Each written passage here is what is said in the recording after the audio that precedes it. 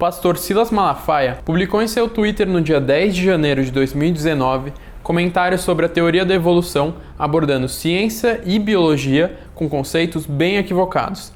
Devido ao alcance que tiveram, decidimos fazer essa resposta comentando ponto a ponto. Caros Malafaia e fiéis que tenham concordado com suas falas, atentem-se que aqui confrontaremos argumentos e em momentos algum atacaremos a pessoa. Indo para os tweets do Malafaia. No primeiro deles ele fala: um aviso ao ministro Marcos Pontes sobre a evolução. Se a teoria da evolução fosse verdade comprovada, se chamaria lei da evolução. As leis da ciência são verdades comprovadas que não mudam. As teorias são verdades relativas que podem mudar a qualquer hora. No segundo tweet dele, leis na ciência. Primeira e segunda lei da termodinâmica, lei da causa e efeito, lei da gravidade, etc, etc. Evolução não passa de uma teoria. As leis são comprovadas pelo experimento, não simplesmente por hipótese. Esses dois tweets pecam no mesmo conceito. Teoria no cotidiano é completamente diferente de teoria na ciência. No dia a dia, a gente costuma usar essa palavra como criar uma reflexão sobre algo, tipo as teorias profissionais de Game of Thrones, ou então usando como algo que nunca vai sair do papel, só funciona na teoria. Nas pesquisas, usamos como uma rede de hipóteses muito bem embasadas e já colocadas à prova, que explicam muito bem um aspecto da realidade observável. Se você acha que faltam evidências para a evolução, aqui eu vou apresentar 3 bases que geram muitos milhares de pesquisas publicadas anualmente sobre evolução. Primeiro, a paleontologia. Conseguimos comparar os seres vivos fossilizados com as camadas de terra ao redor de onde eles foram soterrados. Fazendo datações nos solos e rochas, é possível saber com uma boa precisão o período em que aquele indivíduo viveu. Comparando fósseis entre si com a vida atual, a gente consegue ver a modificação das espécies durante o tempo. Segundo, a embriologia. Comparando as fases de desenvolvimento embrionário dos seres, também conseguimos estabelecer as relações evolutivas. Veja essa comparação entre alguns vertebrados com pouco tempo de vida. Você conseguiria distinguir um coelho de um boi? Pois é, são todos muito parecidos e não é coincidência não. O estudo dos embriões também é uma fonte de evidência que tudo tem um ancestral em comum. Terceiro, a biologia molecular. Hoje a gente já consegue estabelecer parentesco entre qualquer ser vivo com materiais genéticos do mesmo tipo. Sabe aquele dado de que o genoma humano é 99,9% idêntico em todas as pessoas? Ou então que nosso genoma é 96% idêntico ao de um chimpanzé? Usamos a biologia molecular para encontrar essas semelhanças. Nessa aqui, os pesquisadores compararam o material genético dos primatas vivos. Vendo pelas setas indicadas, nós temos mais coisas idênticas a um gorila do que a um sagui. Isso indica que durante o tempo evolutivo, nos distanciamos dos saguis há mais tempo, o que possibilitou que mais diferenças fossem geradas. Muitas vezes essas árvores da vida, no aspecto molecular, têm semelhanças quando comparamos com aspectos morfológicos. Isso significa que a hipótese evolutiva, congruente entre esses dois métodos, tem ainda mais força. Para entender mais sobre essas árvores da vida, são as chamadas filogenias, tem esse vídeo do Pirula excelente linkado aqui no izinho. Terceiro tweet do Malafaia. Criação ou evolução?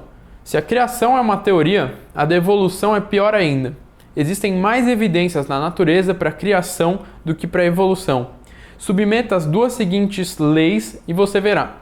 As leis da biogênese, causa e efeito, primeira e segunda lei da termodinâmica, o resto é conversa. Primeiro de tudo, nesse tweet existe uma confusão, talvez seja proposital, com as palavras teoria e evidência.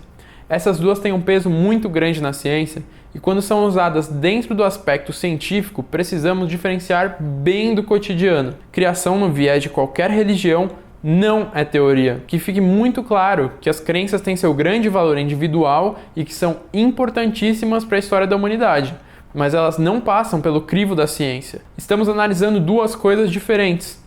Uma metafísica e outra observável. A ciência só pode ser utilizada em âmbitos observáveis. Não existe qualquer evidência científica na natureza para algum tipo de criacionismo e, por isso, não podem ser chamados de teoria. Outro ponto importante é que a evolução não fala sobre o início da vida. Quando você fala sobre biogênese, Silas, confunde as teorias sobre o início da vida com a evolução.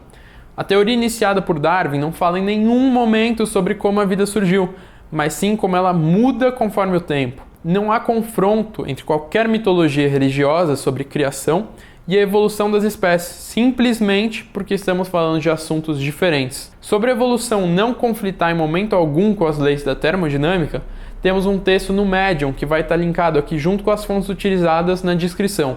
Dá uma lida lá que está excelente. Quarto tweet do Malafaia: submeta a criação e evolução ao código genético, características de uma espécie que são transferidas para gerações futuras da mesma espécie.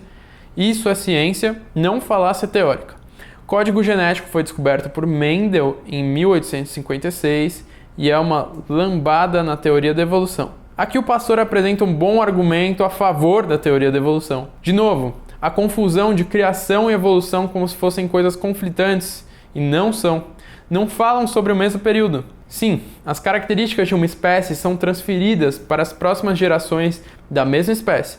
O cruzamento entre seres de uma mesma linhagem faz com que essas características sejam misturadas. Isso traz mudança entre as gerações. Várias mutações acontecem no material genético desses seres. Isso traz mudança entre as gerações. O código genético não foi descoberto por Mendel em 1856, Malafaia. O que ele descobriu foi um padrão de transmissão dos fatores hereditários entre as gerações. E o código genético em si, ou seja, os padrões com que o material genético são compostos, foi decifrado só na segunda metade do século seguinte, pastor. Tanto uma descoberta quanto a outra caíram como uma luva para as ideias de Darwin e formaram juntas o que a gente chama hoje de teoria sintética da evolução.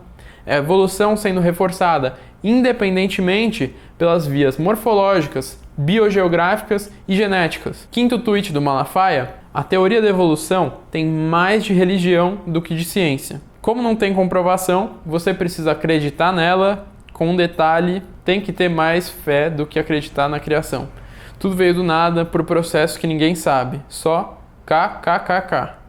Vamos fazer um teste junto. Abre aí, Malafaia, o Google Acadêmico. Lá são indexadas praticamente todas as pesquisas científicas publicadas no mundo. Evolução tem centenas de possibilidades para pesquisa, mas vamos jogar no Google só algumas palavras-chave dessa área. Primeiro, procure por filogenia. São aquelas árvores da vida onde relacionamos linhagens de seres vivos por semelhanças morfológicas ou genéticas. Só essa palavra em português mostra 38 mil publicações científicas. Lembrando que essas publicações são revisadas por pares da academia com um crivo forte de método científico. É pouca comprovação?